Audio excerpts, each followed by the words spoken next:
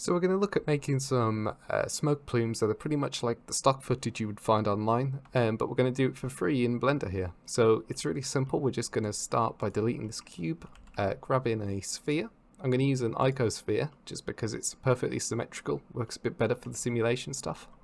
Then I'm going to hit F3 and I'm going to type in quick smoke and then hit enter, and we get this object added, which is essentially our smoke object. Our smoke domain here, and it's turned our sphere into an emitter. So if we just hit play, you can see that we get this sort of mushroom type cloud thing, and this isn't actually too far from what we are eventually wanting to create, so we're just going to essentially tweak this. So the first problem you'll see is we're sort of hitting the wall of this bounds here. So we're going to stop playing, go into edit mode, bring this up a little bit, and I'm going to expand it up a little bit more, and essentially anywhere in this box the smoke can be. So we want to make this as small as possible, but make sure we never really clip it. So I'm going to go up a little bit. And then the next thing I want to do is I want this smoke to not last forever. I want it to dissolve. So I'm going to go into the physics panel on this domain object here. I'm going to scroll down to under gas. I'm going to click on dissolve. And then I'm going to just play this through again. And you can see it now dissolves. But it happens way too quickly, so I'm going to set this to something like 12. And you can see the smoke has a chance to rise much higher before it starts to dissolve. So I think that's going to work pretty well. Let's turn this a little bit bigger, and I'm going to make the emitter a little bit smaller too, just so it starts from more of a point. And now what I'm going to do is I'm going to go down, I'm going to turn on noise, and I'm going to turn up vorticity to 0.1.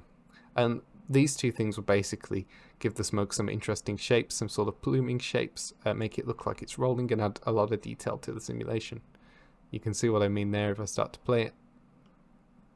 The only issue now is that the smoke doesn't rise as high, so I'm going to click on the emitter here, give it some initial velocity, give it maybe 2 meters in the Z direction, which is directly up. And the smoke goes up a little bit now. It's kind of interesting. What I might do now is go back on the domain, maybe half the amount of vorticity to 0.05. Yeah, that works a bit better. And then for a bit more detail, I'm going to add in a force field turbulence. And this is essentially just like a noise that will push and pull on the smoke globally. Nice. Now you can see obviously we're at a really low res here, so to increase that I'm going to turn up resolution divisions to something like 128. You can go as high as you want, but note that the higher you go it will get exponentially slower, so just go the highest your computer can handle. I'm also going to turn on adaptive domain, and what this will do is when we play, the domain will just shrink to the size of the smoke, so it's much more efficient to simulate.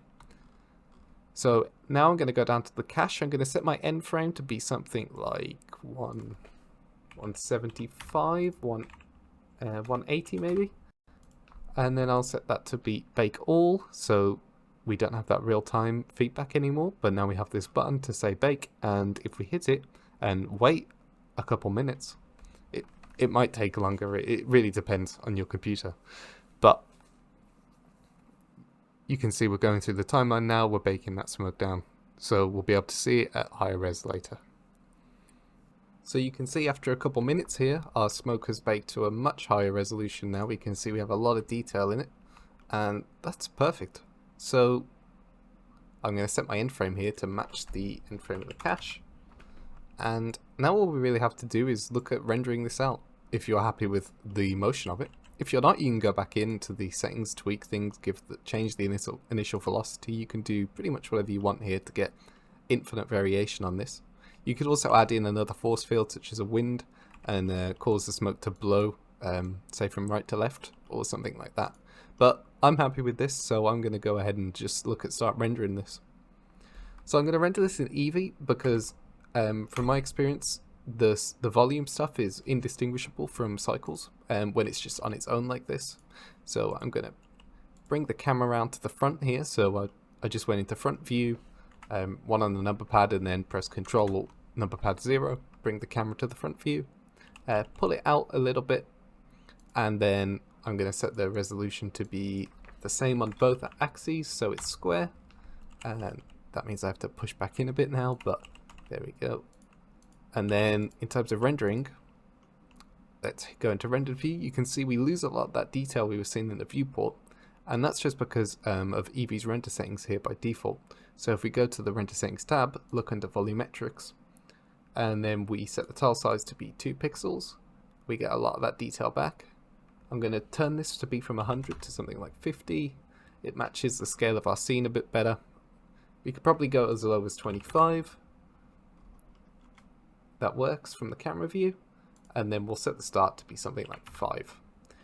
Just because the tighter this range is, that's where all the samples are going to be. So you can imagine if it starts here and ends here, and then we have 64 samples, it's going to basically take a slice every 1/64 times, basically, whatever this distance is divided by the number of samples you have. So basically the smaller that distance, the better resolution you're going to have on your smoke. Either that or increasing the number of samples, which will take longer. I'm also going to turn on volumetric shadows, and that makes a massive difference. I'll bump that up to 32 samples. You could probably leave it at 16 actually, it doesn't really make a big difference. Now I'm going to set this to be a sun lamp, turn the strength down to like 5, and then I can go ahead and find a fairly neutral lighting angle, because remember we don't want to use this as is, we want to composite this into a scene later, so we want to keep it fairly flat but with a little bit of definition to it. And then I'm going to go ahead and turn the scene world to be black. This will help with the compositing later.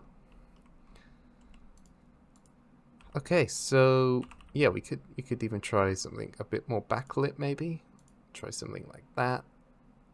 It tends to be what you sort of see in stock footage. Yeah, it's a bit more accurate to how they would actually film it as well, I think. So yeah, we get some pretty nice smoke. And sometimes what I like to do as well is, because we can see this ball at the bottom, I like to just add a plane to cut it off. Give this plane a material, set it to emission, and then set that to black. So then we get this kind of effect, which is much easier to comp onto stuff. So I think we're going to go and render this out now. So just set up your output path here to somewhere that makes sense, and then go ahead and render out a PNG sequence of that smoke.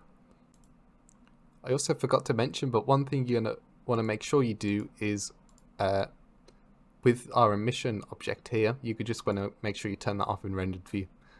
So now that you've rendered out your smoke image sequence, you should have something that looks something like this. And now I'm going to just show you how we might go about using this in a 3D file. Go ahead and make sure that the add-on import images as planes is enabled, and this will allow us to bring in our image sequence. So I'm going to hit Shift A, go to Image, Images as Planes. I'm going to navigate to where I had that image sequence rendered. So I've got it here, and then I'm just going to hit A to select all these frames. And then I'm going to tick this box that says animated image sequence. So this won't bring it in as separate planes, and it'll bring it in all as one.